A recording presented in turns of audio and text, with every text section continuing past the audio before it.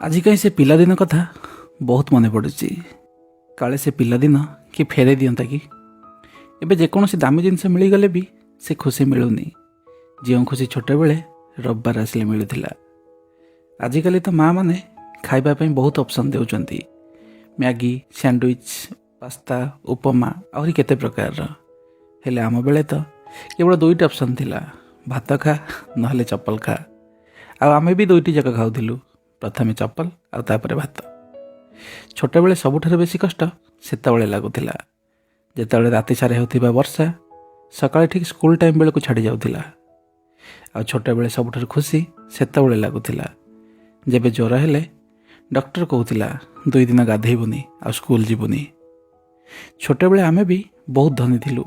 କାହାର ପାଣିରେ ଜାହାଜ ଚାଲୁଥିଲା ତ କାହାର ରାସ୍ତାରେ ଟ୍ରକ୍ ଚାଲୁଥିଲା।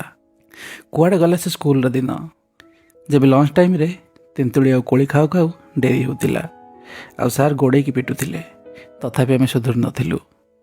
ଆଜିକାଲି ମା ବାପା ପିଲାଙ୍କୁ ସ୍କୁଲ ବସ୍ରେ ବସେ ଏମିତି ବାଏ ବାଏ କରୁଛନ୍ତି କି ଯେମିତି ସ୍କୁଲ ନୁହେଁ, ଯୁଦ୍ଧ କରିବାକୁ ଯାଉଛି। ଆମେ ତ ଡେଲି ଲାତ ଖାଇ ସ୍କୁଲକୁ ଯାଉଥିଲୁ, ତଥାପି ତା ପରଦିନ ସ୍କୁଲ ନ ଯିବାକୁ ଜିଦି ଧରୁଥିଲୁ। ସତରେ ବହୁତ ମନେ ପଡ଼ୁଛି ସେ ପିଲାଦିନ, ଯେଉଁଠି ନା କିଛି ଟେନସନ୍ ଥିଲା ନା ଦାୟିତ୍ୱ ଥିଲା।